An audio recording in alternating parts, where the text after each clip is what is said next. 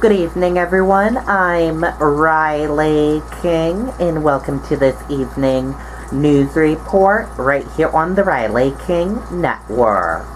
Let's begin. After Drag Story Hour canceled and Backlash, New Hampshire town plans bigger event.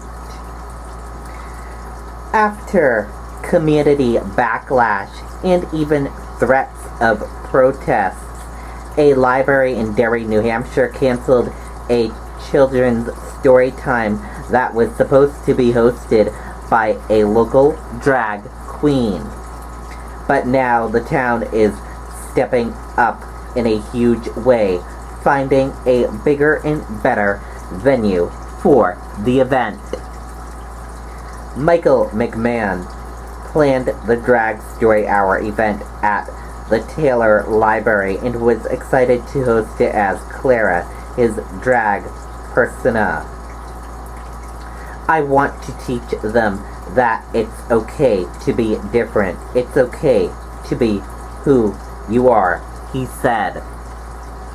But after being inundated with hateful messages and threats online, the library canceled the event. I felt so disappointed because I'm like, this needs to happen. We can't lose to this, McMahon said. Life hasn't been easy for the 22-year-old who came out when he was 12.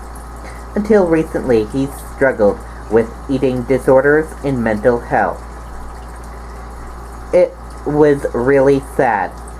I felt like I had no one, McMahon said. But when he found the drag community a year and a half ago, he found himself. It was kind of the thing that saved me, McMahon said. Determined that the show must go on after the Storytime event was called off, he started searching for a show right away. Town Council Chair Jim Morgan has now stepped in to help. It's sort of bittersweet that we are faced with this kind of problem at this time, Morgan said. As Derry recognizes Pride Month for the first time in the town's history, Morgan has a message for those who opposed McMahon's event. It's not reflective of who our town council is. It's not reflective of our school board or who Derry is. I think hatred and bigotry is not a badge of honor, he said. McMahon first expected a crowd of about 30 people at Taylor Library, but now he's planning to perform in front of hundreds of supporters. It's going to be huge, and I'm glad, McMahon said. This is probably the biggest moment of my life, and I did not expect that. He is still working with the town to solidify a venue for next week's show.